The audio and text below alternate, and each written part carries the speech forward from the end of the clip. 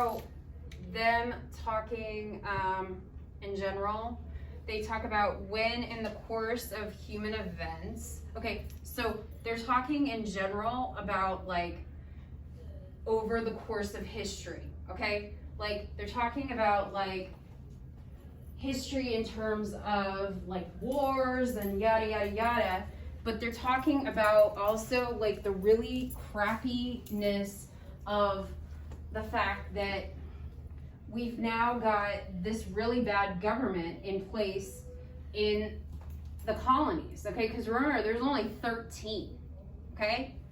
Yeah, Massachusetts was one of them, and they were leading the charge, because remember, they were the one shot heard around the world. But the point is that they're like, one people, it becomes necessary for one people to dissolve the political bands that have connected them with another, okay? So they're saying like, you gotta throw off something that's holding you down, right?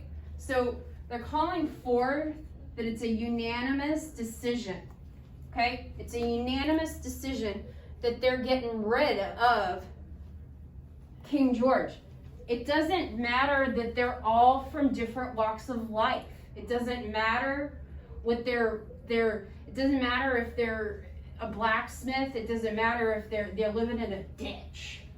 It doesn't matter if they're eating, pheasant for dinner each day. It doesn't matter. The point is that they're like, we're done with you, King George.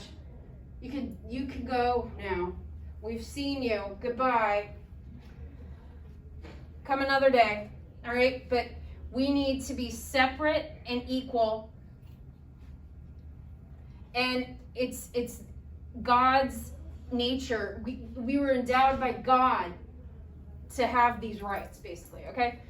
But it comes down to the next paragraph where it talks about what these inalienable rights are, okay? Because we were given these rights by, again, it keeps talking about like they tried to stay very far away from saying like it's God, right? It looks like. But essentially, there are inalienable rights, which makes it means it's impossible to give up. So basically, you have the right to pursue what you want here, right? If you want to go and be a CEO of $1 billion company, you can. You're going to make more money than me, but that's cool.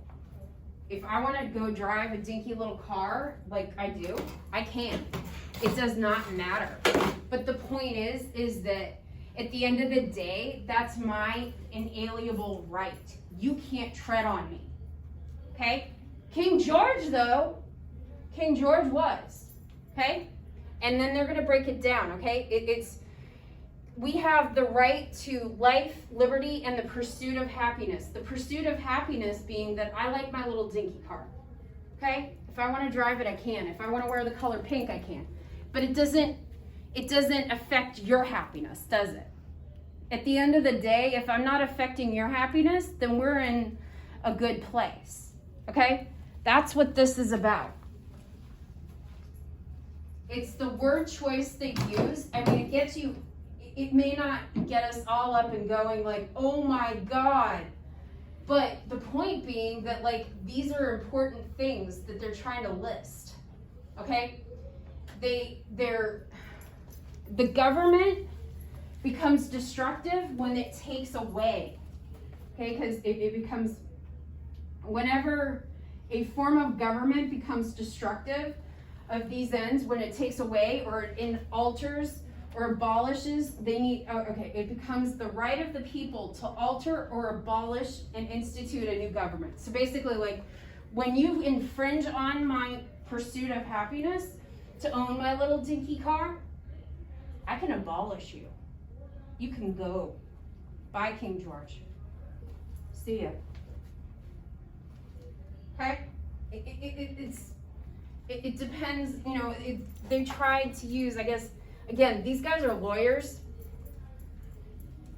Things like sufferable, evil, despotism, constraints, tyranny. Those are words like tyranny or constraints, doesn't it make you kind of like, if I had said like,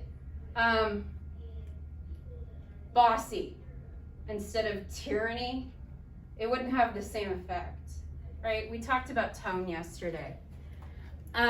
So it does change the meaning of the words, or it changes the meaning of the document. It changes the meaning of what they're trying to convey. Because they're trying to say, like, okay, if we're gonna die for writing all this down, Jefferson wrote this, and, you know, the guy he later went on to be our president, you know. If we're gonna die for writing this, it might as well be pretty good, right?